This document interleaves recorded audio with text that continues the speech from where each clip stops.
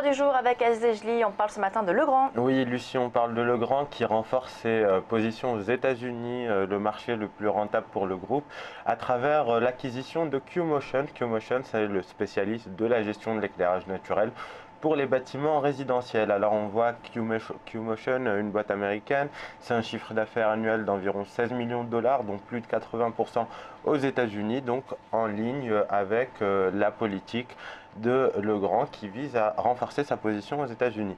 Graphiquement parlant, je vous en parle également parce qu'on a une configuration qui est assez intéressante sur le titre. On voit bien qu'on est sur un point d'entrée plutôt optimal pour se positionner à l'achat sur le titre Legrand.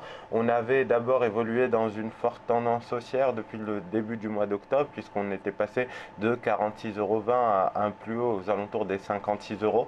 On a retracé ensuite 50% de cette phase haussière pour revenir aux alentours des 51,40, niveau de support qui est renforcé par ce deuxième gap qui est encore ouvert et qu'on n'a toujours pas comblé. On repart à la hausse sur ces niveaux-là et donc on peut rentrer des positions acheteuses sur les cours actuels avec deux objectifs. Le premier qui sera du très court terme, un retour sur les 53,70 € et ensuite un retour sur les 56 €, voire 57,60 plus haut historique. Mais globalement, on a de la solidité sur le titre Legrand et on a un point d'entrée idéal en ce moment même, donc il faudrait essayer d'en profiter.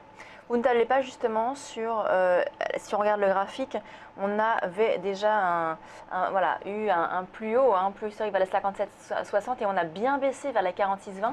Vous ne pensez pas qu'on pourrait avoir du coup cette baisse vers ces niveaux des 46,20 comme on avait eu Non, parce qu'on voit bien ce matin qu'en arrivant sur ce niveau des 51,40 qui correspond à un deuxième gap ouvert lors de la phase haussière d'octobre, on a réagi favorablement, le support a contenu la baisse. Vous voyez bien qu'on a une bougie qui indique, avec une forte mèche basse, qui indique qu'il y a beaucoup d'acheteurs qui sont présents sur ce niveau, qui ont défendu le niveau des 51,40, et puis on a un ensemble d'éléments, le ratio de 50% de Fibonacci, le gap qui est encore ouvert, la moyenne mobile à 50 jours qui se retourne. En principe, tous ces éléments-là sont des éléments plutôt haussiers, positifs. On voit bien que ce matin, on a même rebondi à l'ouverture en ouvrant un léger gap, donc une configuration qui est plutôt positive sur le titre.